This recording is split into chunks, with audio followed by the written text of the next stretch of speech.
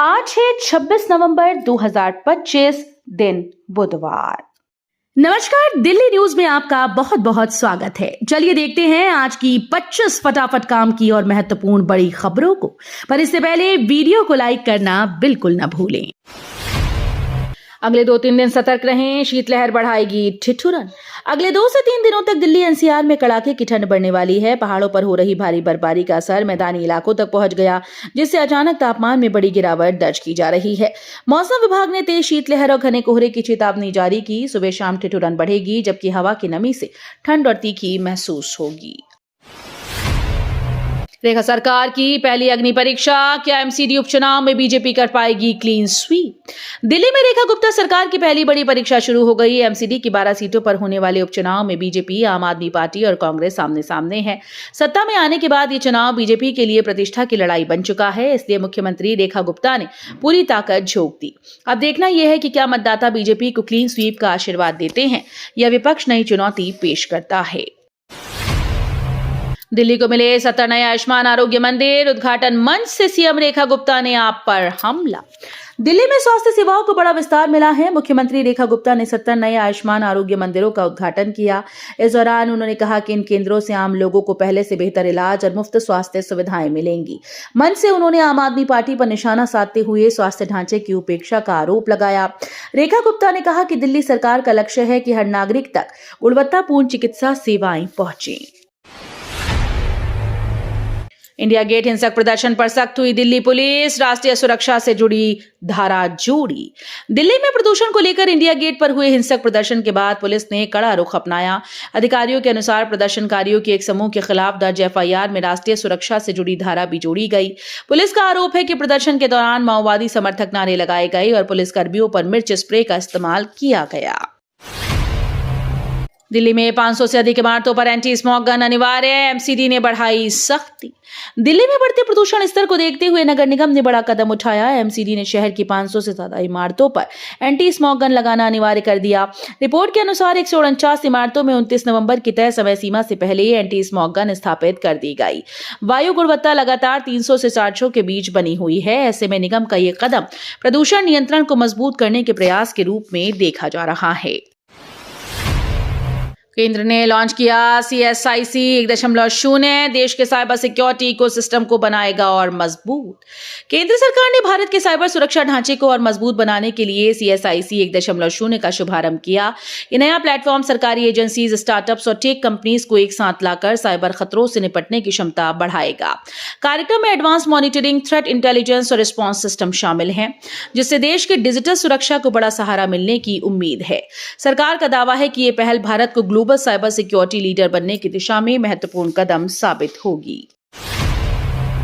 Doctor Muzammil प्रकरण में अल-फलाह पहुंची एनआईए टीम, संदिग्ध कमरे की भी की तलाशी। डॉक्टर मुजम्मिल मामले में एनआईए ने मंगलवार को अल-फलाह संस्थान पर महत्वपूर्ण छापेमारी की।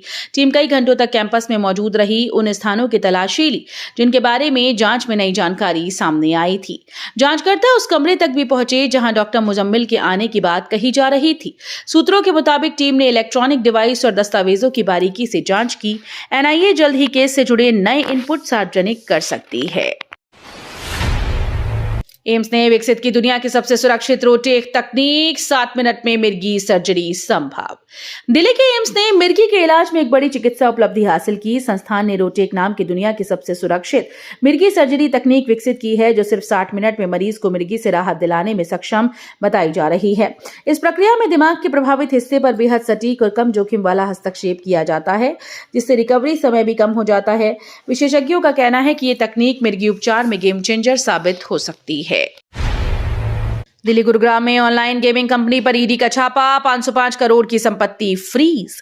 दिल्ली और गुरुग्राम में प्रवर्तन निदेशालय ने एक ऑनलाइन गेमिंग कंपनी के ठिकानों पर बड़ी कार्रवाई की। मनी लॉन्ड्रिंग जांच के तहत ईडी ने करीब 505 करोड़ रुपए की संपत्तियों को फ्रीज किया।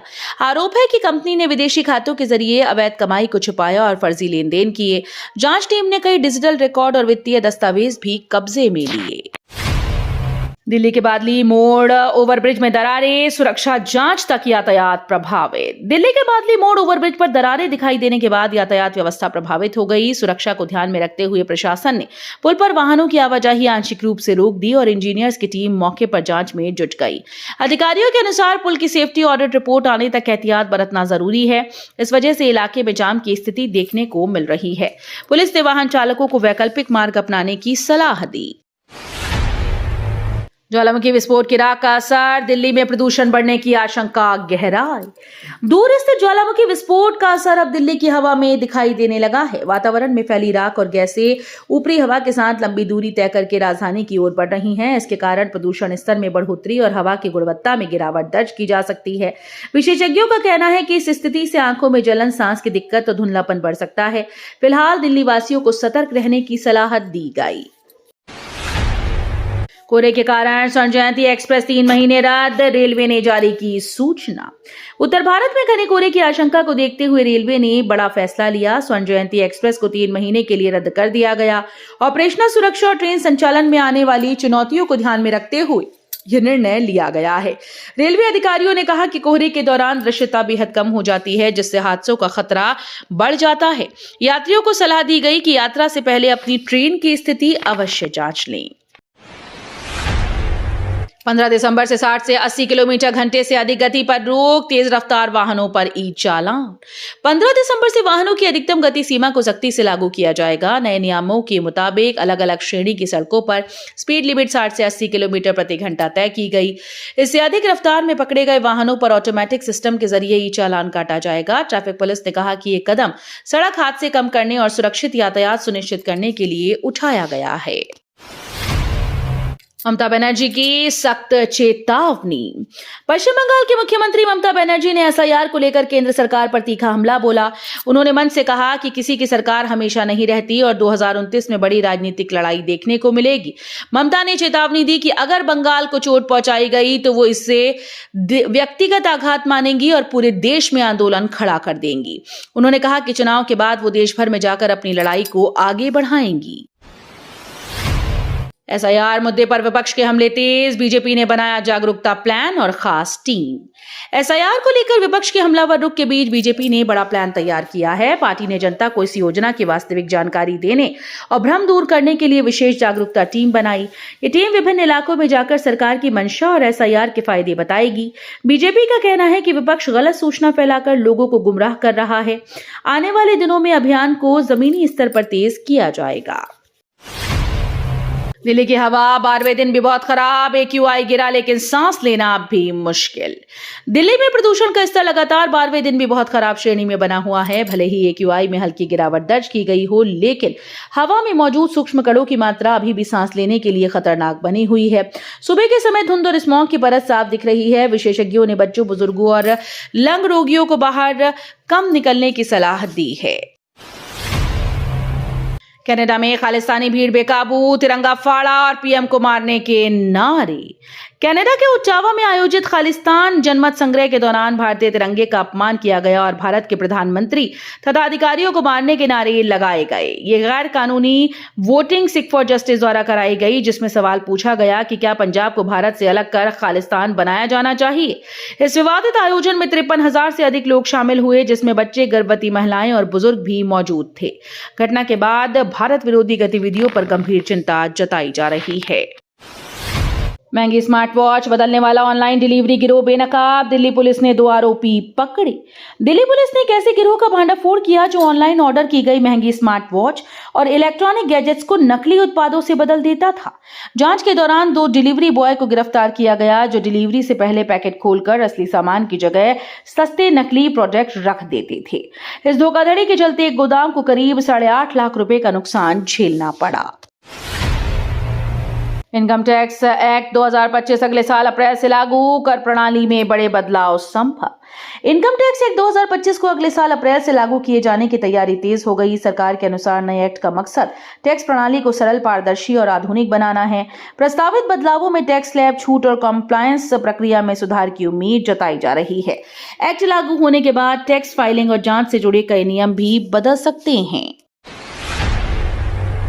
अयोध्या राम मंदिर में पीएम ने फहराया ध्वजा, समारोह में उमड़ी भीड़। अयोध्या के राम मंदिर में मंगलवार को एक विशेष क्षण देखने को मिला जब प्रधानमंत्री ने मंदिर परिसर में ध्वजा फहराई।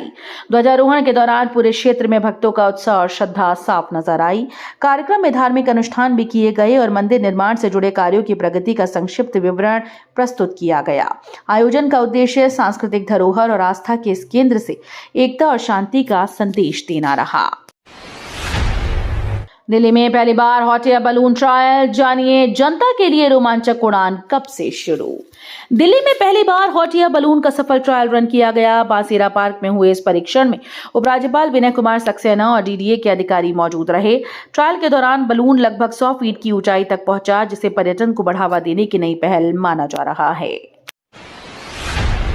दिल्ली एनसीआर की जहरीली हवा पर पीएमओ एक्टिव, प्रदूषण फैलाने वाली गाड़ियों पर कड़ी कार्रवाई के आदेश।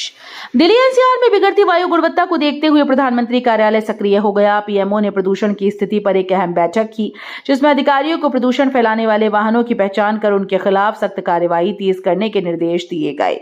बैठक में इलेक्ट्रिक वाहनों के उपयोग को बढ़ावा देने और पेट्रोल डीजल से चलने वाले पुराने वाहनों पर नियंत्रण को मजबूत करने पर भी जोर दिया गया। अलवर में दिल्ली मुंबई एक्सप्रेसवे पर बस ट्रक टक्कर, 2 की मौत, 31 यात्री घायल। राजस्थान के अलवर जिले में दिल्ली मुंबई एक्सप्रेसवे पर मंगलवार सुबह भीषण सड़क हादसा हुआ। पिनान थाना क्षेत्र के इंटरचेंज की पुलिया पर अहमदाबाद से दिल्ली जा रही बस तेज रफ्तार ट्रक से जा टकराई। टक्कर इतनी जोरदार थी कि बस में अफरा तफरी और चीख पुकार मच गई। हादसे में 2 लोगों की मौके पर मौत हो गई, जबकि 31 यात्री घायल बताए जा रहे हैं। पुलिस और स्थानीय प्रशासन ने राहत और बचाव कार्य तुरंत शुरू कर दिया। दिल्ली के ज्वालानगर में 4 मंजिला मकान की छत गिरी, 5 लोग घायल। दिल्ली के उत्तर पूर्वी इलाके ज्वालानगर में मंगलवार सुबह बड़ा हादसा हुआ। यहां एक 4 मंजिला मकान पर बने नवनिर्मित ढांचे की छत अचानक से गिर गई। हादसे में एक महिला सहित 5 लोग घायल हुए। स्थानीय लोगों की सूचना पर दिल्ली पुलिस और अग्निशमन विभाग की टीम मौके पर पहुंची और राहत कार्य शुरू कर दिया। घायलों को तुरंत नजदीकी अस्पताल ले जाया गया। फिलहाल घटना के कारणों की जांच की जा रही है। नेतन्याहू का भारत दौरा एक बार फिर से रद्द, कूटनीतिक कार्यक्रमों पर पड़ा बड़ा असर। इजरायल के प्रधानमंत्री बेंजामिन नेतन्याहू का भारत दौरा एक बार फिर से रद्द हो गया। दोनों देशों के बीच निर्धारित कूटनीतिक बैठकों और रणनीतिक चर्चाओं पर इसका सीधा असर पड़ेगा। सूत्रों के अनुसार क्षेत्रीय हालात और सुरक्षा कारणों के चलते ये कदम उठाया गया। भारत और इजरायल रक्षा, तकनीक और व्यापार जैसे अहम क्षेत्रों में सहयोग बढ़ाने की तैयारी में थे। तो ये थी आज की बड़ी खबरें। रोजाना ऐसे ही सबसे पहले अपडेट पाने के लिए चैनल को सब्सक्राइब करना बिल्कुल न भूलें। धन्यवाद।